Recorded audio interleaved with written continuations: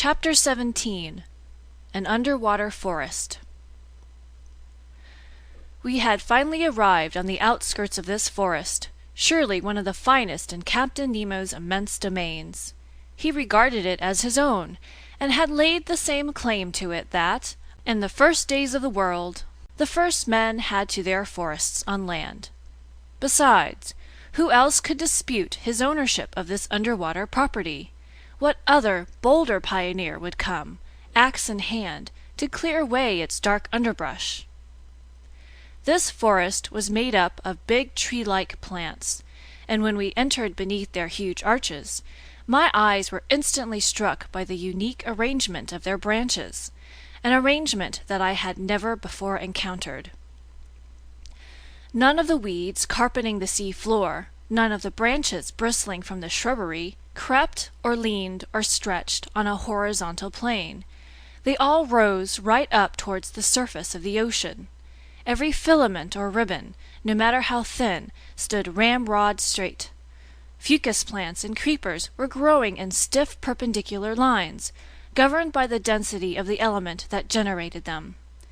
After I parted them with my hands, these otherwise motionless plants would shoot right back to their original positions. It was the regime of verticality. I soon grew accustomed to this bizarre arrangement, likewise to the comparative darkness surrounding us. The sea floor in this forest was strewn with sharp chunks of stone that were hard to avoid. Here the range of underwater flora seemed pretty comprehensive to me, as well as more abundant than it might have been in the Arctic or tropical zones, where such exhibits are less common. But for a few minutes I kept accidentally confusing the two kingdoms, mistaking zoophytes for water plants, animals for vegetables. And who hasn't made the same blunder? Flora and fauna are so closely associated in the underwater world. I observed that all these exhibits from the vegetable kingdom were attached to the sea floor by only the most makeshift methods. They had no roots and didn't care what solid objects secured them: sand, shells, husks, or pebbles. They didn't ask their hosts for sustenance, just a point of purchase. These plants are entirely self-propagating, and the principle of their existence lies in the water that sustains and nourishes them. In place of leaves, most of them sprouted blades of unpredictable shape, which were confined to a narrow gamut of colors consisting only of pink, crimson, green, olive, tan, and brown. There I saw again, but not yet pressed and dried like the Nautilus's specimens, some peacock tails spread open like fans to stir up a cooling breeze, scarlet rose-tangle, sea-tangled stretching out their young and edible shoots, twisting strings of kelp from the genus Nereocytus that bloomed to a height of 15 meters, bouquets of mermaid cups whose stems grew wider at the top, and a number of other open sea plants, all without flowers. It's an odd anomaly in this bizarre element, as one witty naturalist put it. The animal kingdom blossoms, and the vegetable kingdom doesn't. These various types of shrubbery were as big as trees in the temperate zones. In the damp shade between them, there were clustered actual bushes of moving flowers, hedges of zoophytes in which there grew stony coral striped with twisting furrows, yellowish sea anemone from the genus Caryophylla with translucent tentacles, plus anemone with grassy tufts from the genus Zoantharia.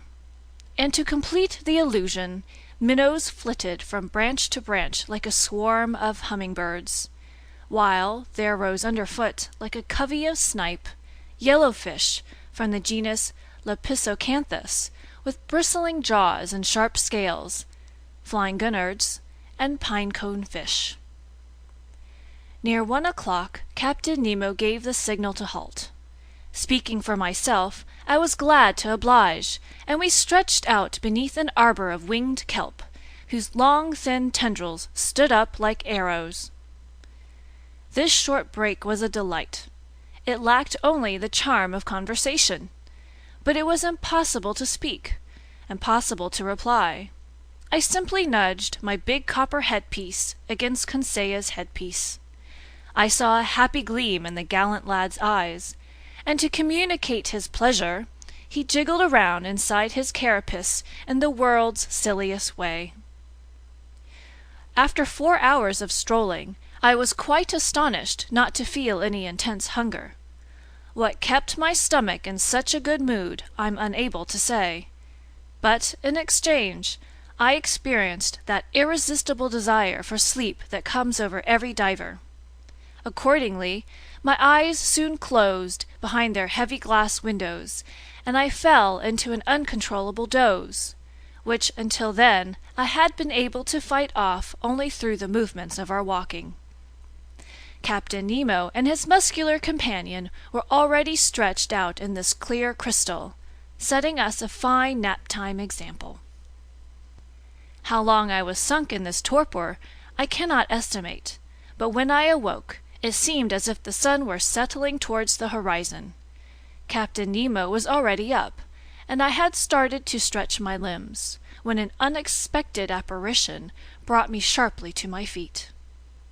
A few paces away, a monstrous, meter-high sea spider was staring at me with beady eyes, poised to spring at me. Although my diving suit was heavy enough to protect me from this animal's bites, I couldn't keep back a shudder of horror. Just then Conseil woke up, together with the Nautilus's sailor.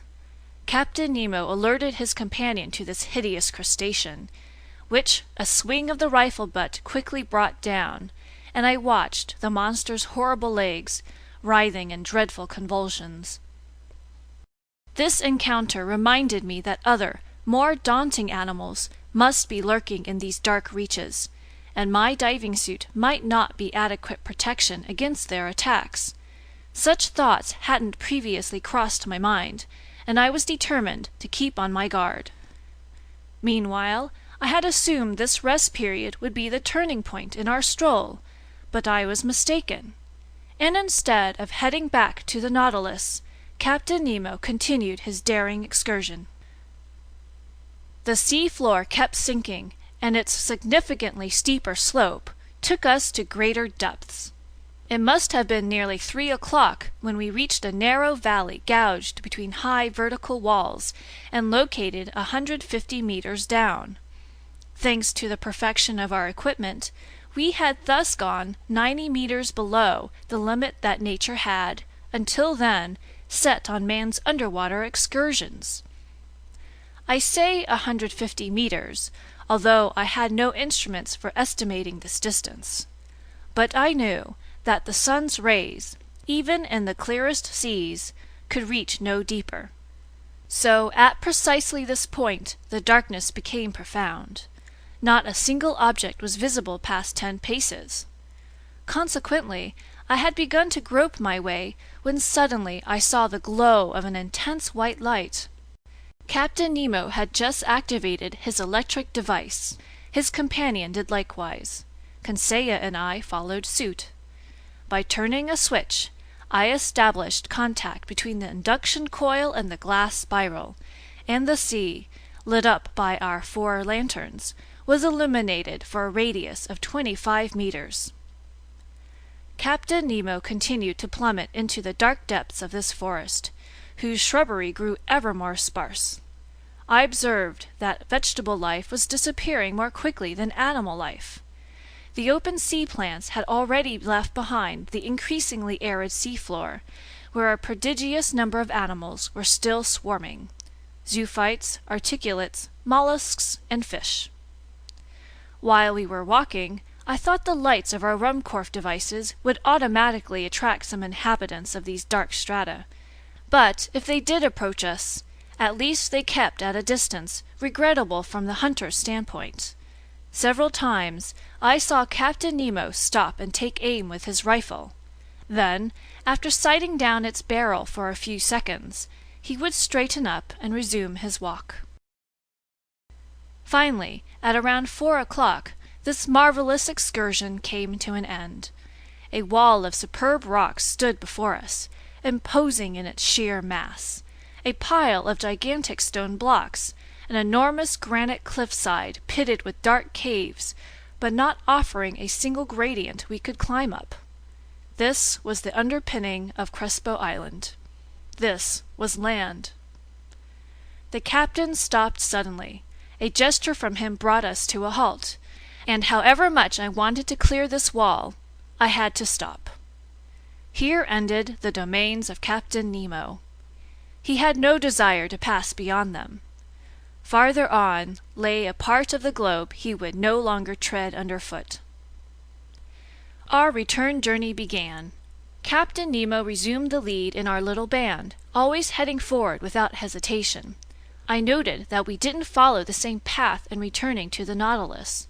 This new route, very steep and hence very arduous, quickly took us close to the surface of the sea. But this return to the upper strata wasn't so sudden that decompression took place too quickly, which could have led to serious organic disorders and given us those internal injuries so fatal to divers. With great promptness, the light reappeared and grew stronger, and the refraction of the sun, already low on the horizon, again ringed the edges of various objects with the entire color spectrum. At a depth of 10 meters, we walked amid a swarm of small fish from every species, more numerous than birds in the air, more agile too, but no aquatic game worthy of a gunshot had yet been offered to our eyes. Just then, I saw the captain's weapon spring to his shoulder and track a moving object through the bushes. A shot went off, I heard a faint hissing, and an animal dropped a few paces away, literally struck by lightning. It was a magnificent sea otter from the genus Enhydra, the only exclusively marine quadruped. 1.5 meters long, this otter had to be worth a good high price. Its coat, chestnut brown above and silver below, would have made one of those wonderful fur pieces so much in demand in the Russian and Chinese markets. The fineness and luster of its pelt guaranteed that it would go for at least 2,000 francs. I was full of wonderment at this unusual mammal, with its circular head adorned by short ears, its round eyes, its white whiskers like those on a cat, its webbed and clawed feet, its bushy tail. Hunted and trapped by fishermen, this valuable carnivore has become extremely rare, and it takes refuge chiefly in the northernmost parts of the Pacific, where in all likelihood its species will soon be facing extinction. Captain Nemo's companion picked up the animal, loaded it on his shoulder, and we took to the trail again. For an hour, plains of sand unrolled before our steps. Often the sea floor rose to within 2 meters of the surface of the water. I could then see our images clearly mirrored on the underside of the waves, but reflected upside down. Above us there appeared an identical band that duplicated our every movement and gesture. In short, a perfect likeness of the quartet near which it walked, but with heads down and feet in the air. Another unusual effect. Heavy clouds passed above us, forming and fading swiftly. But after thinking it over, I realized that these so-called clouds were caused simply by the changing densities of the long ground swells, and I even spotted the foaming whitecaps that their breaking crests were proliferating over the surface of the water. Lastly, I couldn't help seeing the actual shadows of large birds passing over our heads, swiftly skimming the surface of the sea. On this occasion, I witnessed one of the finest gunshots ever to thrill the marrow of a hunter. A large bird with wide wingspan, quite clearly visible, approached and hovered over us. When it was just a few meters above the waves, Captain Nemo's companion took aim and fired.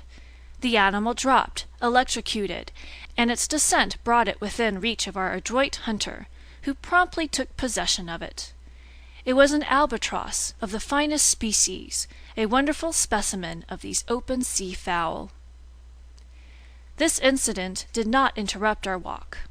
For 2 hours we were sometimes led over plains of sand, sometimes over prairies of seaweed that were quite arduous to cross.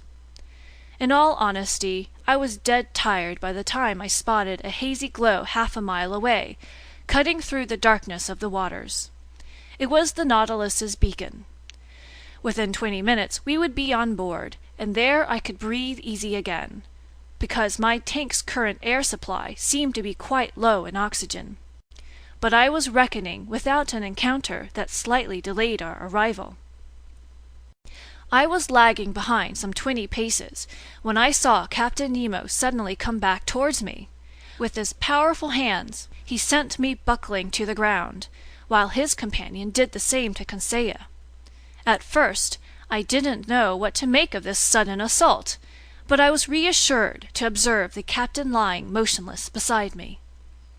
I was stretched out on the sea floor directly beneath some bushes of algae, when I raised my head and spied 2 enormous masses hurtling by, throwing off phosphorescent glimmers. My blood turned cold in my veins. I saw that we were under threat from a fearsome pair of sharks. They were blue sharks, dreadful man-eaters with enormous tails, dull glassy stares, and phosphorescent matter oozing from holes around their snouts. They were like monstrous fireflies that could thoroughly pulverize a man in their iron jaws. I don't know if Conseil was busy with their classification, but as for me, I looked at their silver bellies, their fearsome mouths bristling with teeth, from a viewpoint less than scientific, more as a victim than as a professor of natural history. Luckily, these voracious animals have poor eyesight. They went by without noticing us, grazing us with their brownish fins, and miraculously we escaped a danger greater than encountering a tiger deep in the jungle. Half an hour later, guided by its electric trail, we reached the Nautilus. The outside door had been left open, and Captain Nemo closed it after we re-entered the first cell. Then he pressed a button. I heard pumps operating within the ship. I felt the water lowering around me, and in a few moments the cell was completely empty. The inside door opened, and we passed into the wardrobe. There our diving suits were removed, not without difficulty. And utterly exhausted, faint from lack of food and rest, I repaired to my stateroom, full of wonder at this startling excursion on the bottom of the sea.